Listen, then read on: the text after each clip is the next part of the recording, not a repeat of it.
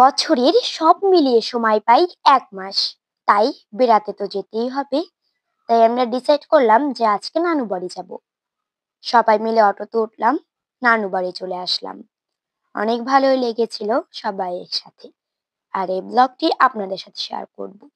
বিসমিল্লাহির রহমানির রহিম। আসসালামু আলাইকুম। কেমন আছেন সবাই? আশা করি সবাই অনেক ভালো আছেন। আমার এই ব্লগটি ছাড়তে অনেক লেট হয়ে গিয়েছে। তার জন্য জানাই সরি। আজকে যে ব্লগটি শেয়ার করব সেটা হচ্ছে আমার নানু বাড়ির ব্লগ। আমরা চলে আসলাম অটোতে করে নানু বাড়ি। আর আমার সব খালাতো মামাতো যারা ভাই বোন ছিল সবাই আমাদের দেখে তো অনেক খুশি। কারণ অনেক দিন পর আমরা চলে এসেছিলাম, অনেক দিনও না, অনেক মাস পর। তারপর ঘরে উঠবো, মানে আমার নানু বাড়ির ঘর। এটা হচ্ছে আমার নানার ঘর। এখন পুরা একলা পড়ে আছি, ঘরের ভিতরে কেউ থাকে না, একদম ফাঁকা।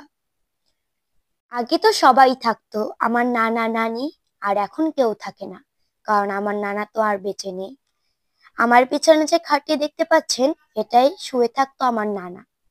মানে আমি যখন আমাদের বাসা থেকে শহর থেকে আসতাম, তখন আমার নানার খাটের উপরে বসে থাকতাম।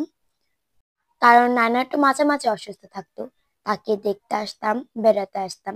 কিন্তু এখন তো নানু বাড়ি এসে লাভ নেই, কারণ নানার ঘর কেউ থাকে না, একলা পড়ে আছে। নানা তুমি কেমন আছো ছোট্ট মাটির ঘরে, তোমার কথা হৃদয় মাঝে পড়ছে বারে বারে। নানা তুমি কেমন আছো। কবর দেখে তারপর আসলাম পুকুরের কাছে। এই পুকুরটা অনেক পুরনো। আগে সবাই গোসল করতো, কিন্তু এখন করে না। দেখতেই পাচ্ছেন অনেক কচুরিপানা রয়েছে। তারপর আমার একটি বোন নেমেছিল। আমিও চেয়েছিলাম নামতে, কিন্তু আমার অনেক ভয় লাগে, তার জন্য আর নামিনি। কারণ গ্রামে তো ওরকম আসা হয় না, আর নামাও হয় না, তাহলে কিভাবে নামতে শিখবো? তার জন্য আর নামিনি। এখন চলে আসলাম আমরা খেলতে, কারণ খেলাধুলা তো মাস্ট। নানু বাড়ি আসলে তো খেলবোই সবার সাথে একসাথে, কারণ অনেকদিন পর যেহেতু দেখা, তার জন্য তো খেলতে হবে। আমার মামাতো বোন খালাতো বোন যারা ছিল সবাইকে নিয়ে আমরা একটা দৌড়ের রেস করব। এখন ফার্স্ট, সেকেন্ড, থার্ড নির্ণয় করে অনেক মজা করব আমরা সবাই একসাথে।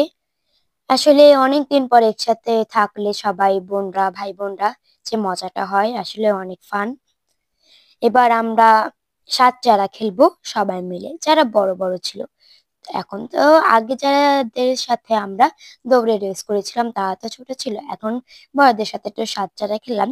সম্পূর্ণ ব্লগটা আপনাদের সাথে শেয়ার করতে পারিনি। তারপর চলে আসলাম, এই দেখেন, গ্রামে আসলে তো কচুরিপানা থেকে ফুল উঠাবো। এই কচুরিপানা থেকে ফুল উঠালাম, আসলে ফুলটা অনেক সুন্দর। তারপর দেখলাম একটা নানাকে আর কি শাকসবজির উপরে সার দিচ্ছে। ভালো থাকবেন সবাই, আল্লাহ হাফেজ।